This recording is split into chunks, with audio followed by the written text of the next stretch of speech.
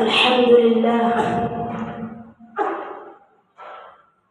لله الذي جعلنا من أمة محمد صلى الله عليه وسلم وصلى الله وسلم على أبي القاسم محمد وعلى آله وصحبه أجمعين. أما بعد، يا أيها الناس، يا أمة محمد صلى الله عليه وسلم، يا أحرار العالم، هي جميعكم في موضوع محترم ومهم، وأنا في مجمع وفخم أتحدث إليكم في هذا الموضوع الذي يؤلم قلوبنا ويؤلم ضمائرنا جميعا. فإننا نتحدث عن المصائب التي تحد بالأمة الفلسطين في غزة المنكوبة، جحيد تحت ظلم واجه.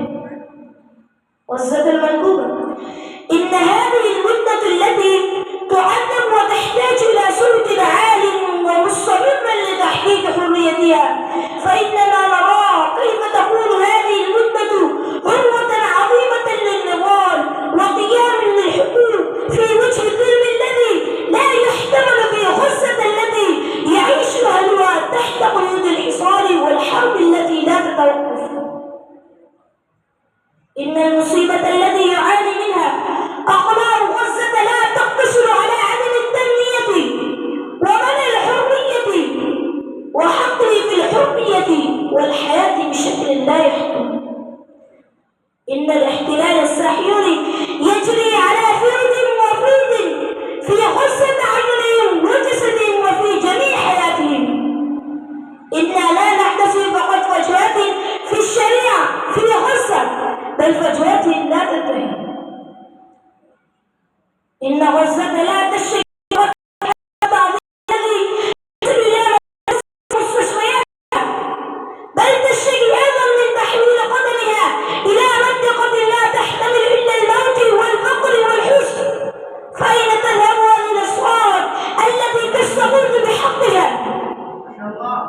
أما له المناسب في هذا المجتمع الذي يتفجر عليه أمام الظلم بدمه ولا يتردد، بل ويصيبه صمت غامض إلى درجة النسيان. إن قضية غزة لا تحتاج فجوات للعقل في عتيق المجاهد، إنما هي حق في نيتكم إذا كان لكم غير حي. فانصفوا هذه الشعوب، أعدوا لجنة لمن تحت قواعد حقه وحق شريعته.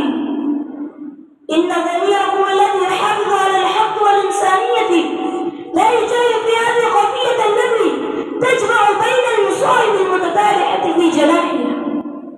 اللهم فرج عن غزة وحقق لهذه النصر والفرج. اللهم فرج جوعهم وفك حصارهم وجمع شملهم.